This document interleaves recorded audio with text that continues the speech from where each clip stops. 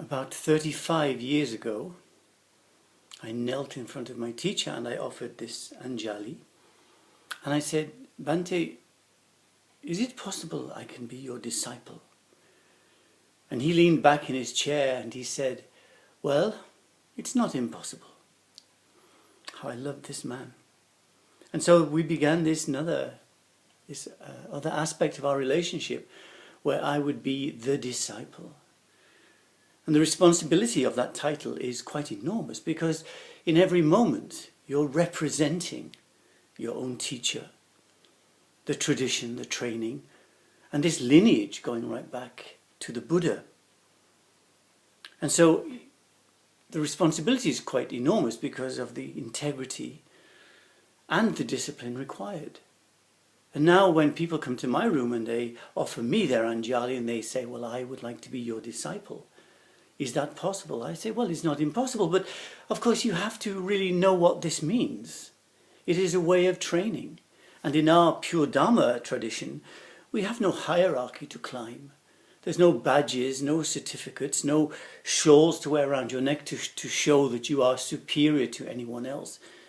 In fact, that kind of superiority doesn't really exist for us, because the more understanding you have, the more invisible you become.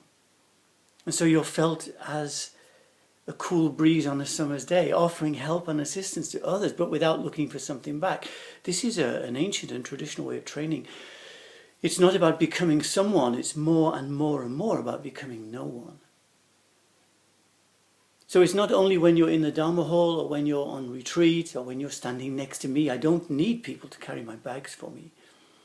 But our relationship, if you really want to be accepted as a disciple of mine, which means to be a disciple of Dhamma, I'm not looking for people to be close to me. My only intention is to share Dhamma. I have no political, social, cultural view to expound at all. I don't mind how other beings live. Each one is responsible for themselves and they will meet the consequence of that. If you want Dhamma, then you can come to me because it's the only thing that you will receive from me. It's the only thing I have to offer. I cherish the purity of Dhamma. I cherish the integrity. That's why sometimes, I feel so concerned when I see what is now presented as spiritual training. It seems to me that the moment Dhamma becomes a business, integrity is the first thing to leave the Dhamma hall. And so I present, in honor of my teacher, in honor of the lineage of the teachers, in honor of the Buddha himself, a way to train that is not about self-aggrandization, but the letting go and the letting go and the letting go of self. And if you're prepared to do that, if that's what you want, to become a beautiful nobody, then you can be a disciple. If you want to be someone, it's not going to work between us. It's never going to work. When my teacher first asked me to teach, actually he didn't ask, he told me, it was an instruction. He said, Michael, now you must teach. I didn't want to do it. And I really told him I didn't want to do it. But he said, in this beautiful way of Dhamma, I don't ask you for you. This is not about you. This is so that people on your island can receive Dhamma. It's not about you. It's about service to Dhamma, service to the tradition of purity. It's about manifesting your love and your compassion, your joy, but your integrity in every moment for what we are calling Dhamma. Dhamma is a Buddhist word which means truth, the reality of this being that we call self. When we understand ourselves, we understand all beings because we're all the same. We're all the same. We all want to be happy. We all want to feel comfortable in our life. Whether we are humans or animals or insects or whatever, we all want to feel comfortable in our life.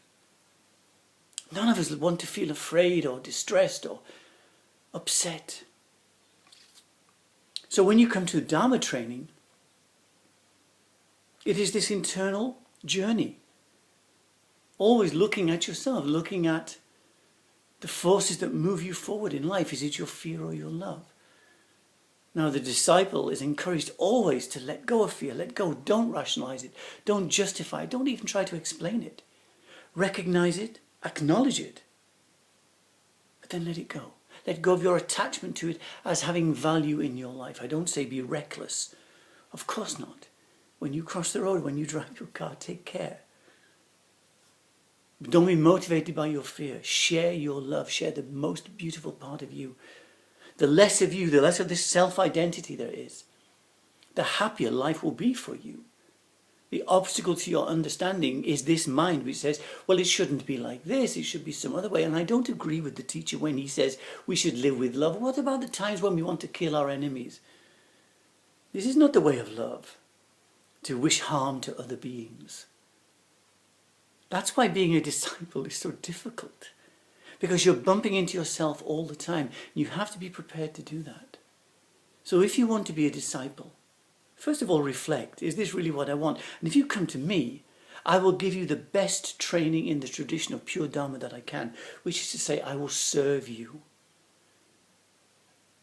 The master serves the disciple, and the disciple serves the master. And together, they both serve Dhamma. This is way, way beyond politics, or religion, or cultural or gender roles. This is about the expression of the heart, which may sound romantic when you ask, can I be your disciple? But the reality is, it is a commitment to purity. So you need to reflect. But if you're able to do these things, first of all, you will be the one to benefit. And then you'll share that benefit with all beings and the planet that we're part of.